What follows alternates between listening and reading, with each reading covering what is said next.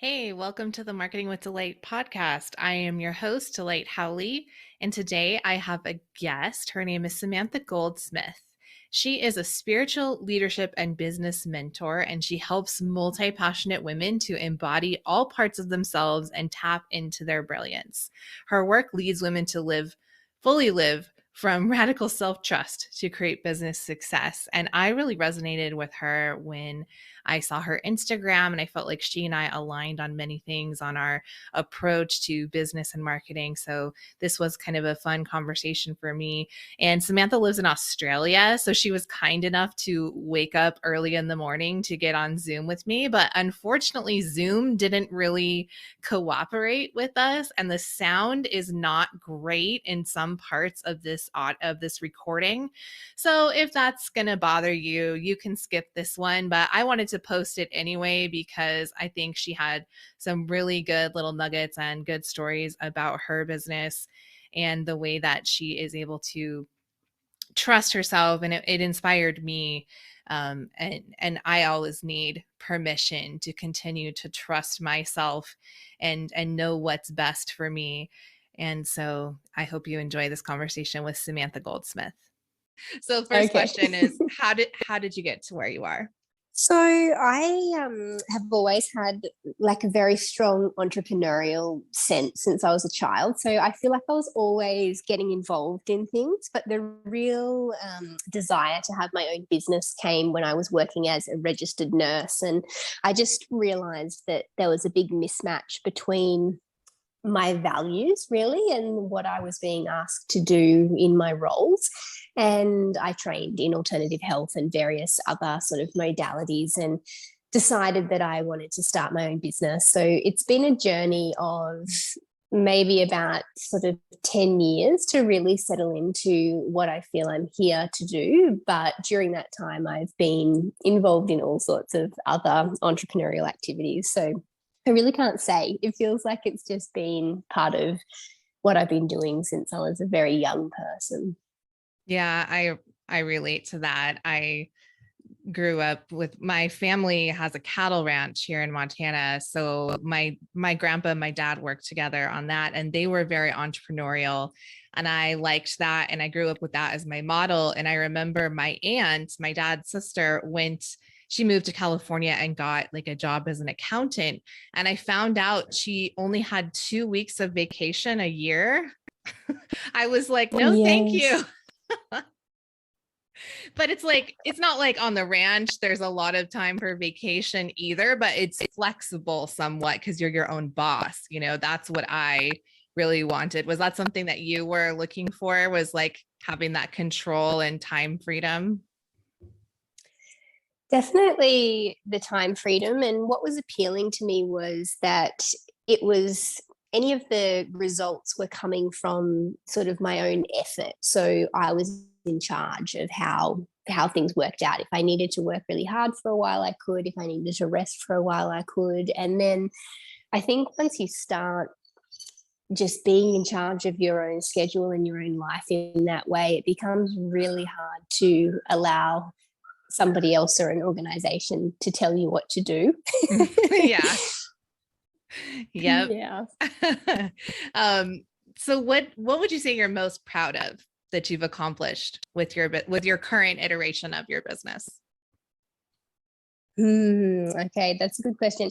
Um, I will say that up until the last few years, I would have found it almost impossible to answer that question because I was stuck in a lot of what I call type A tendencies of just constantly striving for more, more, more. And so I realized that I was never taking any time to celebrate the achievements that I was reaching, and I would straight away go into a mindset of, what's the next thing, how can I do this quicker, how can I do it better.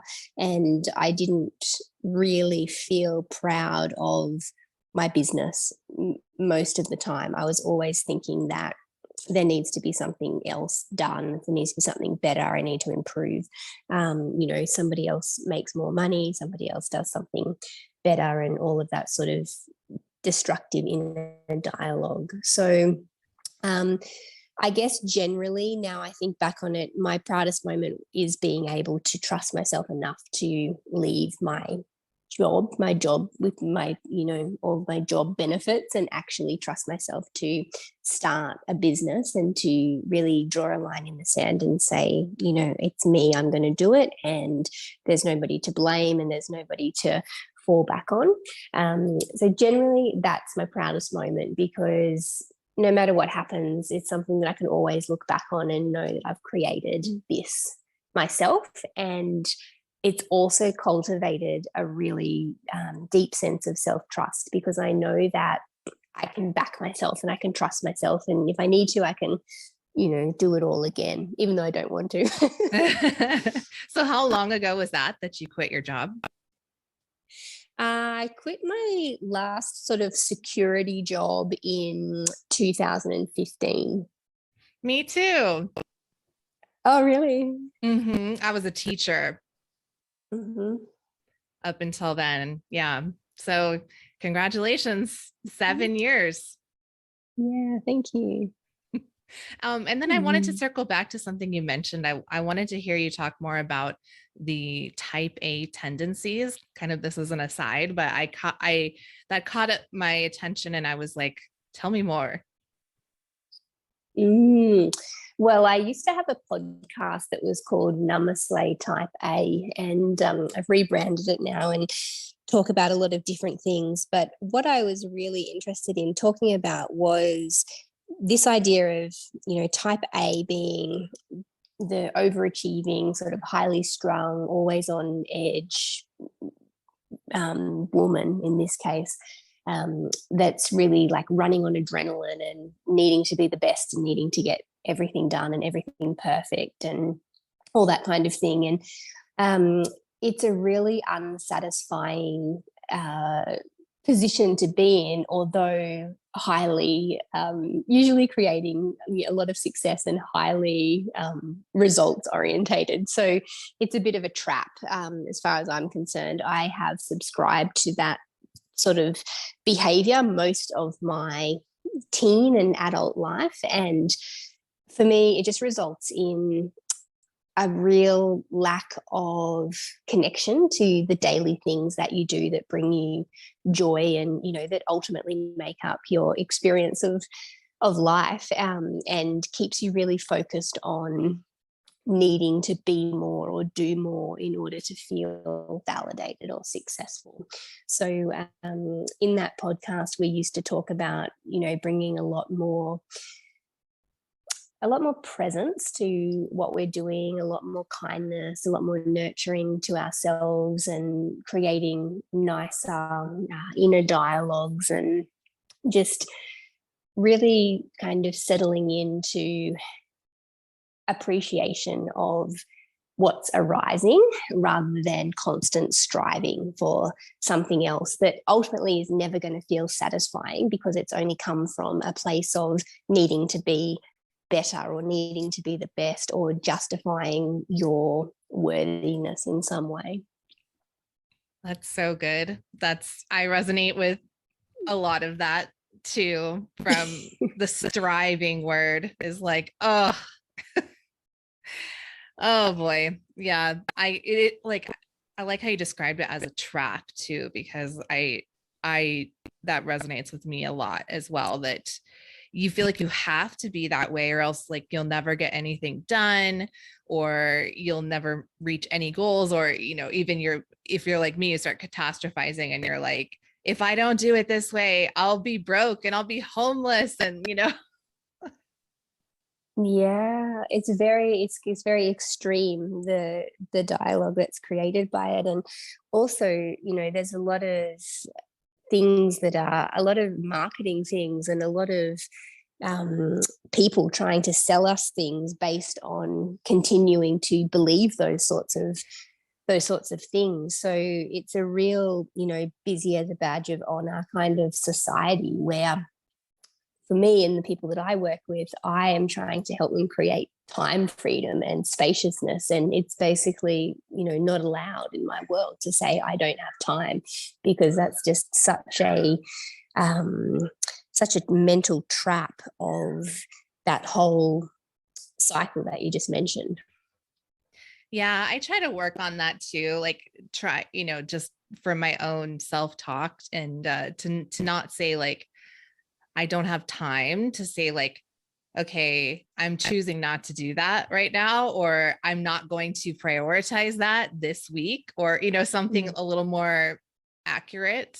And same thing with like Yes. saying like I can't afford it, is like, Yes. okay, I'm going to choose not to do that, right? It's the same kind of thing. Like I'm not going to prioritize that right now. Or like if it's something I really want, it's like, well, how could I afford it? You know, so I try not to use those two things, kind of just stop your creativity and your, I don't know, brainstorming, or can block you, I think, from seeing like a potential next step that could be really beneficial. Oh my goodness. I love that you're focused on that. That I can't afford it. That's a discussion for another day, because we're not really Yeah. talking about money mindset. But I just cringe when I think the amount of times I've said to my daughter, no, we're not getting that. We can't afford it. And now I look back at as a coach and a mentor, and I think, oh my goodness, that was just such a lazy thing for me to say, instead of really, cultivating that mindset in her that we're not choosing that today, or you can have one thing or the other, and so many better things that I could have been saying than just taking the easy way out and saying we can't afford it because I just don't want to deal with having a child having a tantrum in a store. True. I don't have kids yet, so I haven't had that experience, but that seems totally understandable that you would say it in that situation. um okay, I wanted to ask another question. Did you ever have, like, let's say, since you quit your full-time job, did you ever have like kind of like a dark night of the soul kind of stretch in your business where you were like, this isn't working very well, I'm not, whatever isn't working, maybe I should just quit this and go back to a job? So like, did you ever have that? What happened and what did you do to like keep going at that point?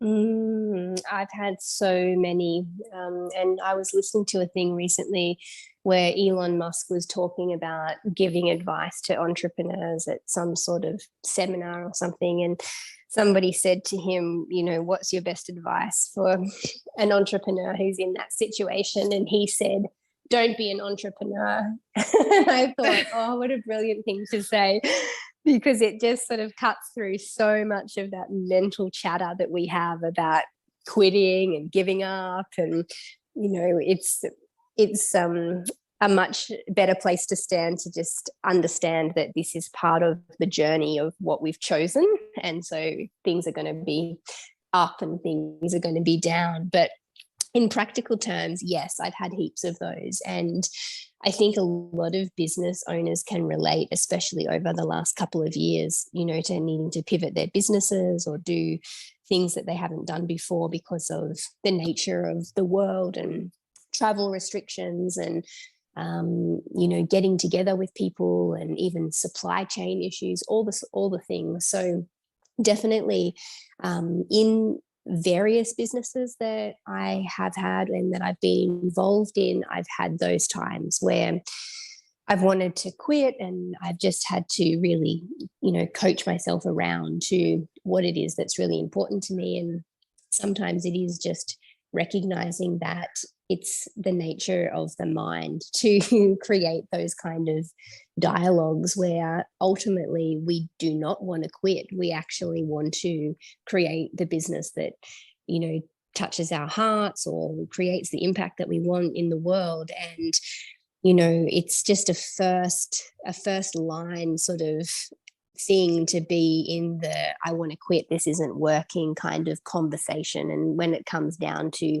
really getting to the nitty gritty, the reality is that we're not going to quit. So, just totally discounting that dialogue, I find, is really helpful.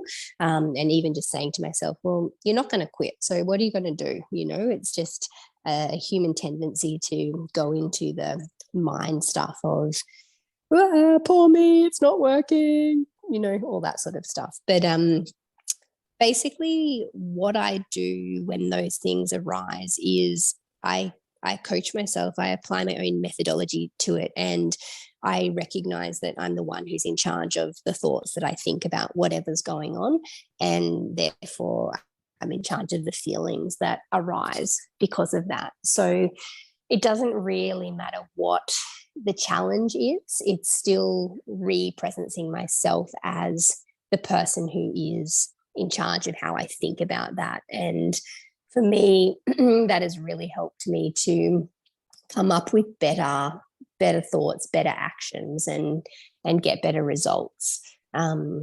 So yeah, I think that it's just representing ourselves to being in charge of how situations unfold rather than being at the effect of our circumstances. I I think it's important to normalize that. That's why I wanted to ask you about it, because I've had several of those too. Kind of stretches for me, it's been like stretches of time where I'm a couple of months where things are just hard and I'm like, maybe this isn't right, maybe this isn't right for me. So I think that is good to just realize that this is the kind of things that the mind does for a lot of people, having thoughts like that, and it's okay. And you can choose to give less attention to it and move, actually act on what you really want to do. Totally. And I think there's this real sort of disservice that's being done, especially to women as entrepreneurs, that this life is easy, that it's just a laptop on a beach and a couple of emails a day and you're going to create this business. But it's really not. If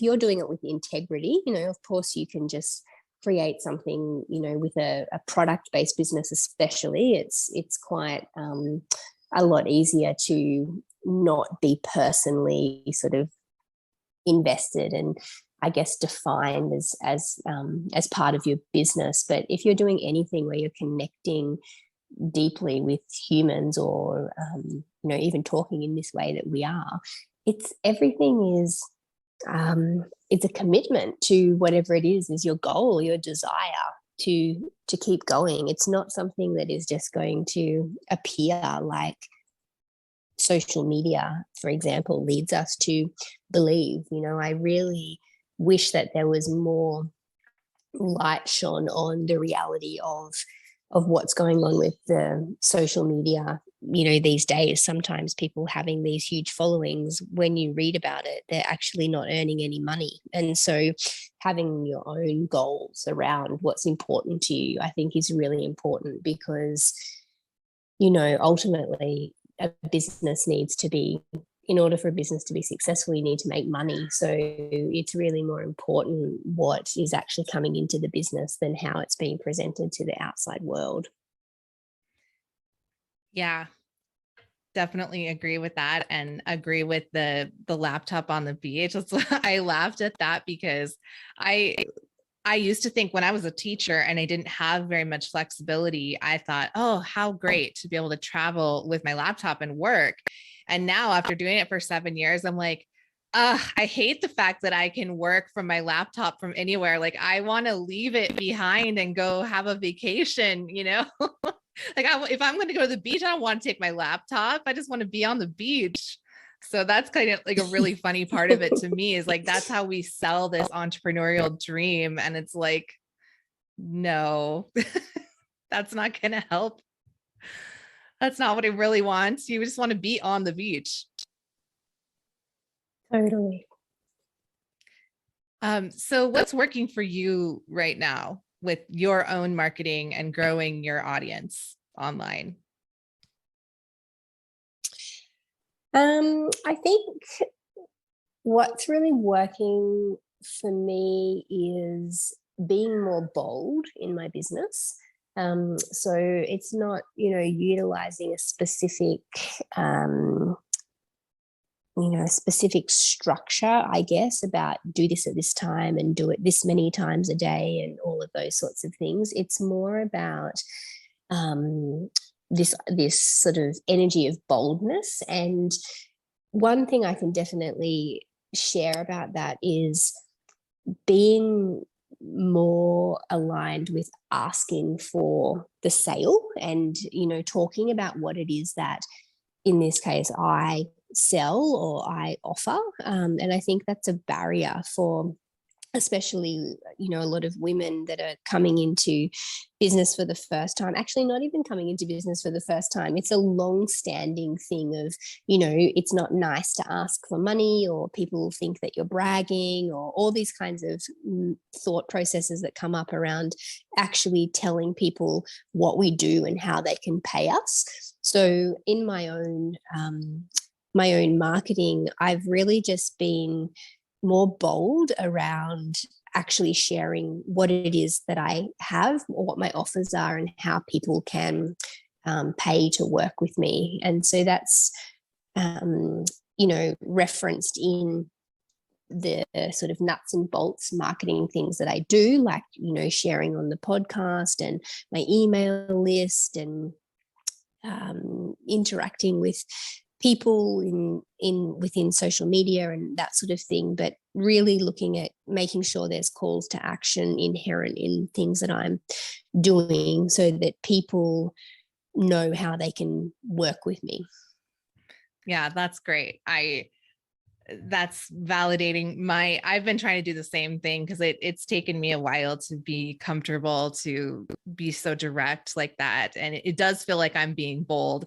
I guess for certain personality types, it doesn't feel like being bold to ask for a sale, or, but for other people, it's like, oof, it's like a muscle you have to grow almost. And I did just put that when I was planning out episodes for this podcast, I was writing down, like, what's a call to action from this podcast, that I can give people to say, oh, you can go and sign up for my newsletter and get this free guide, or you can go get my course, or you can work, whatever it is, to make sure that I'm more so on my solo episodes where I'm talking about like ads and marketing. But I wanted to make sure I put that in there in my planning process, so I knew, like, okay, there is a next step that people can take, and here it is. Don't forget to mention.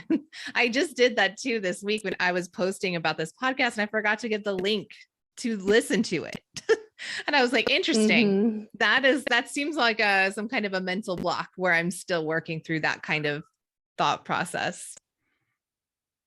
Yeah, it's really interesting, because we don't necessarily think, in terms like that. If we go to a store and we go to buy milk or something, we don't actually worry that the person in the store is going to try and sell us milk. We know that we're empowered, we're going there, we're buying the milk, and it's because the store advertises that they sell it.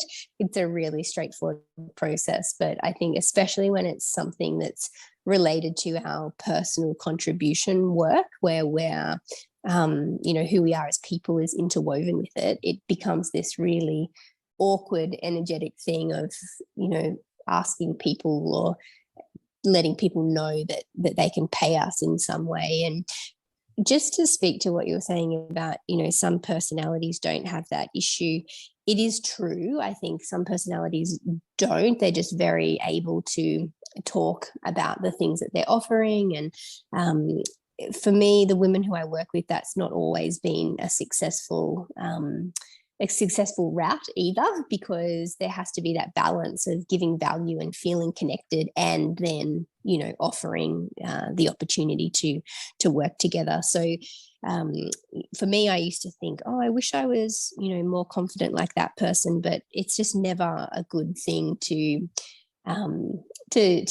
be focusing on what somebody else is doing as a guidepost for what is the best thing for you in your business. Yeah.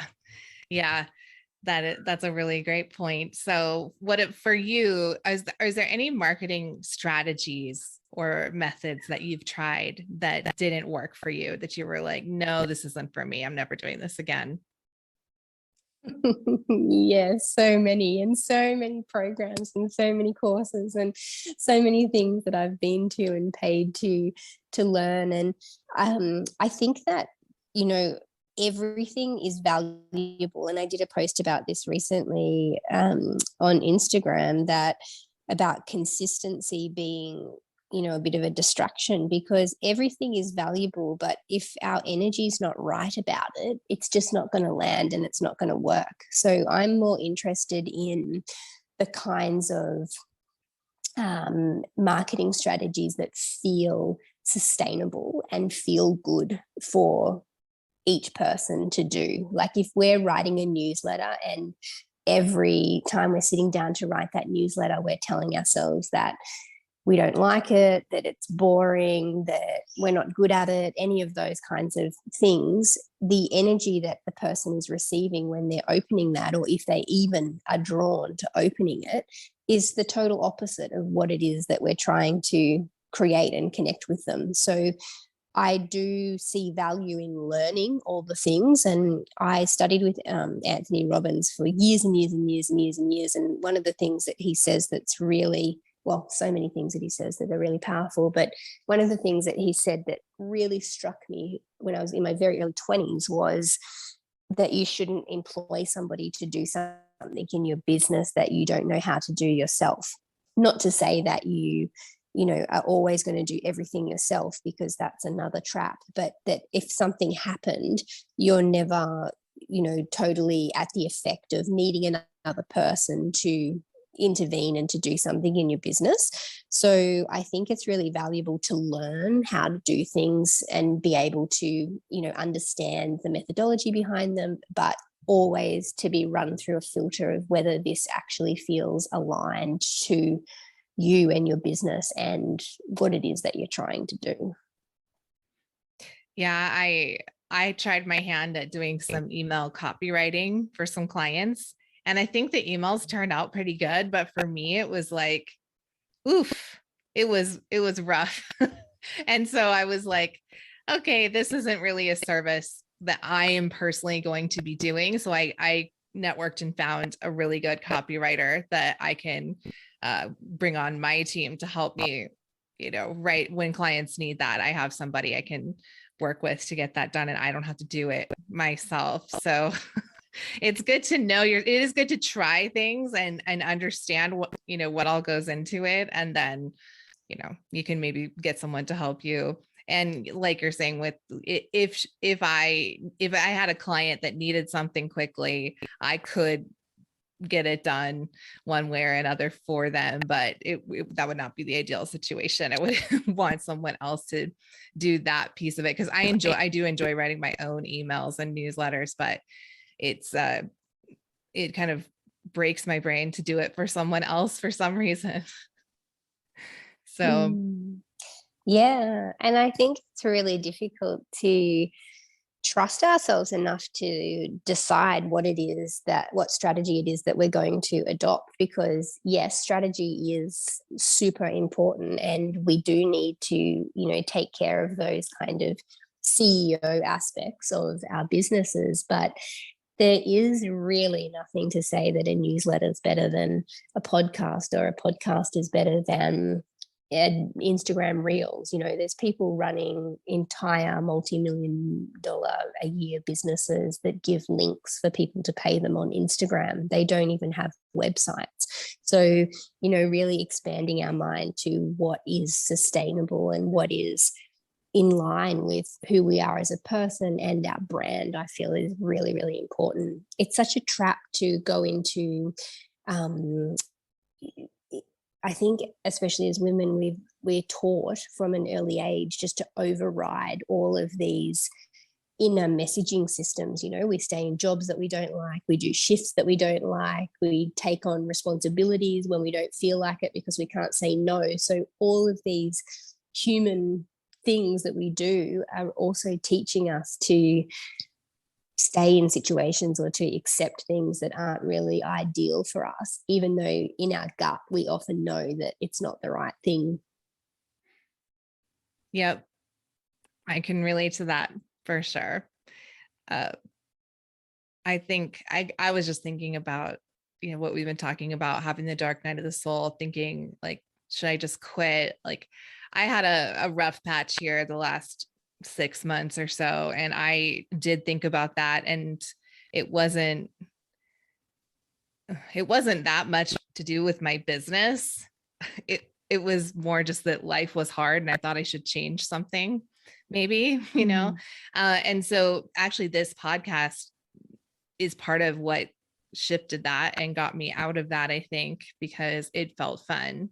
I had energy to do it. And my husband, I think he knew that. He got me this nice microphone and it was like, now you can start a podcast. And so I did. And it feels fun. It feels very motivating. And it's nice to shift out of that, like feeling stuck or feeling like I have to do things a certain way. And like, let's just do this thing that feels fun and can contribute to other people and, connect me with other, it was a really great stroke of inspiration that I'm glad I followed because it's been really fun.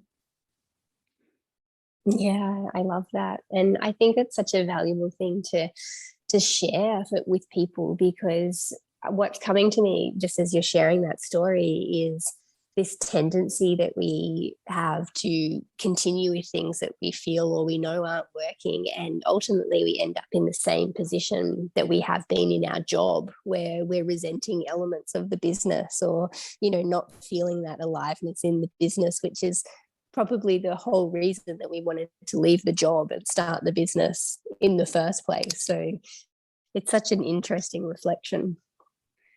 That's true. Yeah, I'd say that was kind of happening for me for sure. And I wanted to ask you too. So, what is a reclaimed guilty pleasure activity for you that brings you joy, either in work or when you're not working? Such a good question.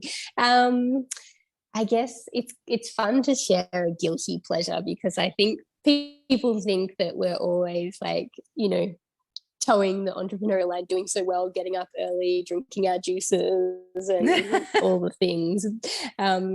And I've created a lifestyle where I have a lot of time spaciousness, which is nice. So I don't really even need to do this guilty pleasure. But what I'll share is that I love watching Netflix, like on the laptop in bed really late at night. So it's sort of the opposite of um, a lot of things to do with, like what I help people with as well, because it's not ideal, I know, for your mindset to be watching something trashy on Netflix right before you go to sleep, because that's kind of filtering through for the next few hours while you're asleep. It's nicer to read a book or, really plant the seeds before you go to sleep. And I don't recommend doing it every single night, but I just absolutely love getting into bed and getting all snuggly and putting something on Netflix. And if I fall asleep while I'm watching it, all the better, because I just slipped into that, brainwave that totally puts me to sleep. But yeah, that's my guilty pleasure. And I would feel bad to even kind of acknowledge that maybe in the past, because I would think, oh, it's not in alignment with what I'm talking to people about and all that sort of stuff. But I think it's just nice to do things that give you those moments of joy. And there's always other things that you could do to find your joy, but doing the things that are just kind of guilty pleasures, as you say, are nice to do as well.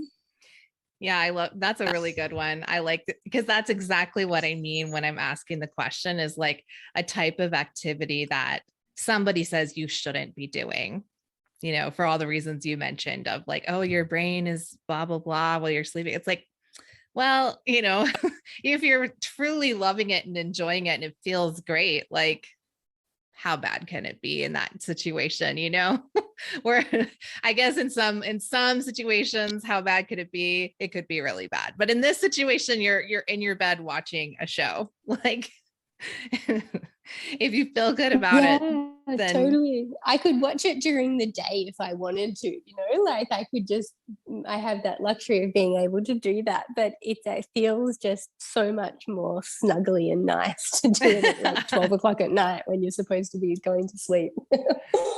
yeah, I like to listen to audiobooks sometimes like that. Like I like to fall asleep listening to them sometimes because it has that similar kind of feeling to me of like I'm snuggly, I'm in my bed, I'm listening to this book. Like I like to re-listen to ones I've already listened to so then I can fall asleep because I already know how it Well, goes. that could be a really good hack actually for if you're listening to the right types of books.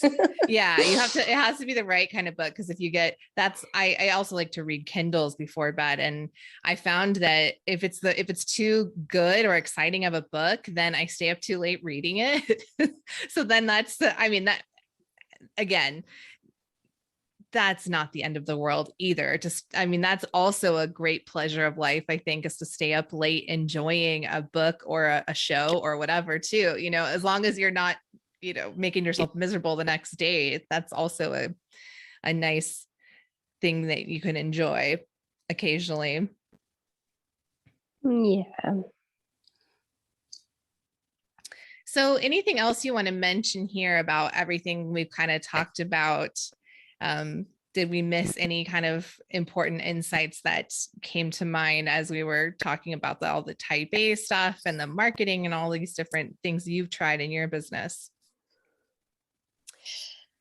I don't think so. I think this has been a great discussion, and I think that people who listen to your show will have different things that appeal to them at different times, and sometimes it is a distinct strategy, and sometimes it's more of the mindset stuff, and sometimes it's more related to even our health or our functioning as the person in charge of the business, and it's all valid and it's all important, and so many amazing minds in our world have so much to share about it. But for me, it just always comes back to whatever it is that's shared, it needs to be run through an internal filter of whether or not it's right for you and your business, and not even just in general, but at this time, because something might be right now, but not later, or later but not now, and it's really only us that can be the judge of that, because ultimately when push comes to shove, we're left with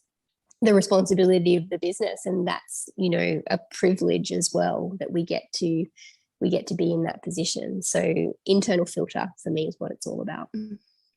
Yeah, and like you talk a lot about trusting yourself, which I always need to hear about that. That's always, I always have to kind of keep calibrating and reminding myself, oh yeah, I can trust myself. It's okay. I'm allowed. Totally. I've just really recently released a book, and it's called Her Great Rebellion: The Radical Act of Remembering Who You Really Are. And that's sort of the premise of the whole book, because it doesn't really matter what it is. It comes back to our level of self-trust, or the degree to which we back ourselves. That is the impetus for the actions that we take in life. And, we're so caught up in all of the mental stuff about how we can do something one way, why we can't, what people are going to say about it, what they aren't going to say about it, and everything else. And it's just this level of self-trust that says, I'm backing myself, I'm doing it anyway, and I'm willing to be in the glory of it and also the disasters, because I know I'll be okay. As far as I'm concerned, is the primary foundational point for anything that you ever want to do in your life. That's great. So you mentioned your book. What else do people need to know about your podcast? We didn't say the name of your podcast. You said you rebranded it. So tell us about your podcast, your Instagram, all those types of places people can find you if they're resonating with what you're talking about. Sure can. So my podcast is by the same name as my book. So it's called Her Great Rebellion. And everywhere else, I'm just Samantha Goldsmith. My website, samanthagoldsmith.com. My Facebook, Samantha Goldsmith. My Insta is Samantha Goldsmith HQ. So people will be able to find me under Samantha Goldsmith on any of the things. Perfect. Well, thank you so much for being here and chatting. It was great to get your perspective. I feel like we're aligned on a lot of things in the way that we approach business, and it's great to talk with you. Oh, thank you so much. It's a privilege to be here and be part of your work. And there you have it. I hope you enjoyed this interview with Samantha Goldsmith. As we talked about, it's good to be bold in your business and give a call to action and ask people for what you want. So, my call to action for you today is to share this podcast with a friend, somebody who maybe could relate to Samantha and I with the type A personality that kind of keeps you trapped in this cycle of never feeling like you're good enough. I don't know if you maybe know somebody like that, but if you do, could you share this episode with them? And then, of course, secondary, follow, subscribe, rate, review, all that good stuff. I really appreciate it. It helps me know that, you're liking my podcast and that I should keep going. So until next time, cheers to your success.